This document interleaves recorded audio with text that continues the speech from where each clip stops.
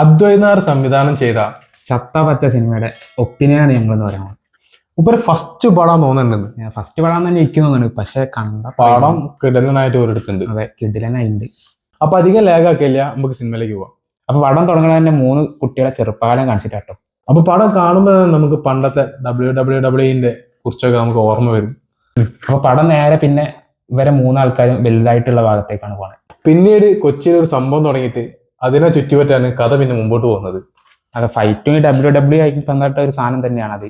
അത് കണ്ടാൽ മനസ്സിലാവും. ഇപ്പൊ WWE എന്ന് പറയുമ്പോൾ തന്നെ ഫൈറ്റ് ആണല്ലോ. ഫൈറ്റ് ഒക്കെ നല്ല കിടിലനായിട്ട് എടുത്തേക്കണ്. ഫൈറ്റ് ചെയ്ത ആരാന്ന് വെച്ചാല് കലൈ കിങ്സൺ ആണ്.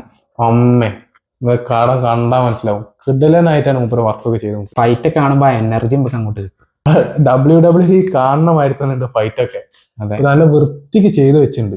പിന്നെ ഫൈറ്റ് അടിപൊളിയാണ്, പിന്നെ ക്യാമറ അടിപൊളിയാണ്.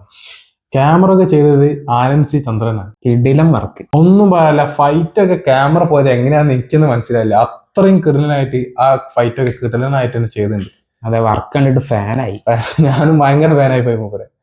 പടം എനിക്ക് സത്യത്തിൽ എനിക്ക് സീറോ ലാഗ് ആയിട്ടാണ് ഫീൽ ചെയ്തത്. അത്ര തീരെ ലാഗ് ഇല്ല എന്ന് പറയാം പടത്തിനെ കുറിച്ചാണെങ്കിൽ. അത് ഈ സ്ക്രിപ്റ്റിന്റെ പവറാണ്. അതെ അതെ, നന്നായിട്ട് ചെയ്തിട്ടുണ്ട്. എനിക്ക് തുടക്കം മുതൽ എൻഡിങ് വരെ ഫോൺ നോക്കേണ്ട ആവശ്യമേ വന്നിട്ടില്ല. നന്നായിട്ട് തന്നെ പടത്തിൽ മുഴുകിയിരുന്നുണ്ട് നമ്മൾ. അതെ, പിന്നെ എഡിറ്റ് ചെയ്തത് പ്രവീൺ പ്രഭാകറാണ്.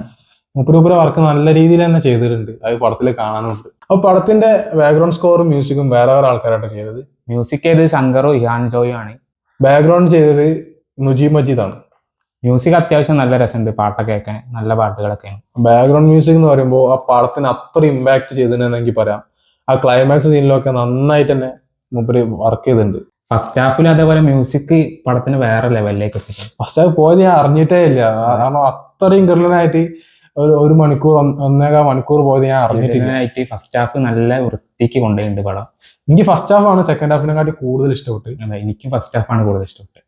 സെക്കൻഡ് ഹാഫിലേക്ക് വരുമ്പോൾ കുറച്ച് ഡ്രാമ, കുറച്ച് കാര്യങ്ങളൊക്കെ ഉണ്ട്. അതിനോട് തന്നെ സിനിമക്ക് അത് ആവശ്യമുള്ള ഭാഗമാണ്. പക്ഷെ പടം അപ്പം ലേശം ഒന്ന് ഡൗൺ ആവും. പിന്നെ ലാസ്റ്റിലേക്ക് മാനേജ് ചെയ്ത് പോകുന്നുണ്ട്.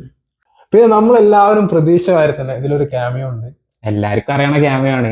മിക്കവാറും ആൾക്കാരും ഗസ് ചെയ്ത ആൾ തന്നെയാണ്. ക്യാമിയോനെ കുറിച്ച് പറയുകയാണെങ്കിൽ ഇവര് വരുന്നതൊക്കെ കറക്റ്റ് സ്പോട്ടിലാണ്. സിനിമക്ക് കറക്റ്റ് ആവശ്യമായിട്ടാണ് മൂപ്പര് വരുന്നത് തന്നെ. പക്ഷെ വന്നതിന്റെ ആ ഇമ്പാക്ട് ഉണ്ടായിക്കണോ എന്നുള്ള കാര്യത്തിലേക്ക് സംശയമുണ്ട്. പക്ഷെ എനിക്ക് എങ്ങനെ തോന്നി വെച്ച് കഴിഞ്ഞാൽ പടത്തില് പ്രഡിക്റ്റബിൾ ആണ് ഇയാളിപ്പോ വരും എന്നുള്ളത്. ആ ക്യാമിയോക്ക് അത്ര ഒരു ഇമ്പാക്ട് ഉണ്ടാക്കാൻ കഴിഞ്ഞിട്ടുണ്ടോ എന്നുള്ള കാര്യത്തിൽ എനിക്ക് ഡൗട്ട് ഉണ്ട്. സത്യം, മുപ്പര് വരണ വരെ കിടലനായിട്ട് മൂപ്പര് വന്നതും കിടലനായിട്ടുണ്ട്.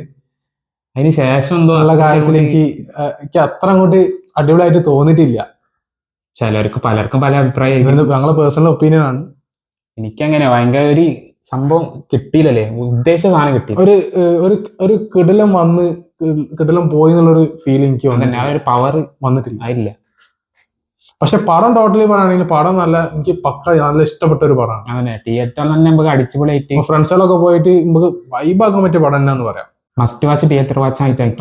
ഇതിന്റെ നെഗറ്റീവ് ആയിട്ട് എനിക്കൊന്നും പറയാൻ തോന്നിയിട്ടില്ല. ഫസ്റ്റ് മുതൽ അവസാനം വരെ പടം നമ്മളെ പിടിച്ചിരുത്തുന്നുണ്ട്. തുള്ളി ലാഗില്ലാണ്ട് തന്നെ പോകുന്നത്. അതെ, ആ ഒരു ഫ്ലോയില് പടം കണ്ടിരിക്കാം. അപ്പൊ പടം എല്ലാവരും തിയേറ്ററിൽ തന്നെ പോയി കാണാം. അതെ, തിയേറ്ററിൽ കാണാറുണ്ട്. അപ്പൊ അടുത്ത വീഡിയോ വെച്ച് കാണാം.